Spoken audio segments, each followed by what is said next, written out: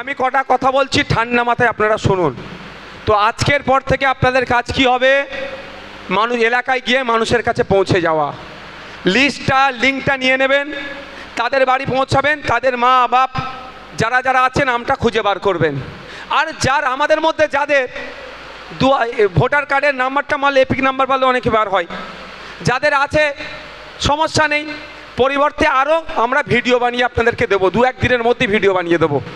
কিন্তু প্রাথমিক ব্যাপার পর্যায়ে কি করবেন? 2002-এর ভোটার লিস্টের নাম সেটা কাজ করতে থাকলেন। আর প্রতিটা জায়গায় গিয়ে বাবু এই নাম্বারটা রাখো, আর এই নামটা হচ্ছে তোমার বুথের সরকারি অফিসার। ভয় তার একটু কাটলো কি কাটলো না ভাই? সে ভাবলো তার পাশে কেউ আছে। তৃতীয় কথা কি বলবেন?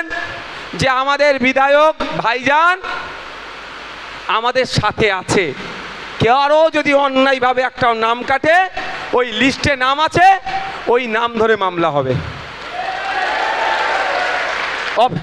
একবার দুবার নয়, ইলেকশন কমিশন অফ ইন্ডিয়া বলছে 3 বার বুথ লেভেল অফিসার আপনার বাড়ি যাবে। তাহলে নাম কাটার কোনো প্রশ্ন আসছে না। এরপরেও যদি কেউ বদমাইশি করে, তার বিরুদ্ধে কি হবে? আইনত লড়াই হবে। তবে অনুরোধ, আপনারা গ্রামের মানুষকে বলবেন, আতঙ্কিত হবেন না, উত্তেজিত হবেন না। হয়তো উত্তেজিত করার চেষ্টা হবে।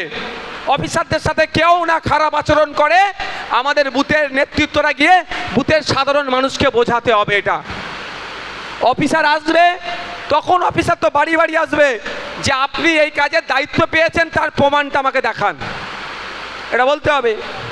নালে অন্যজন এসে কাগজে আসলে সব বেকাল হয়ে যাবে।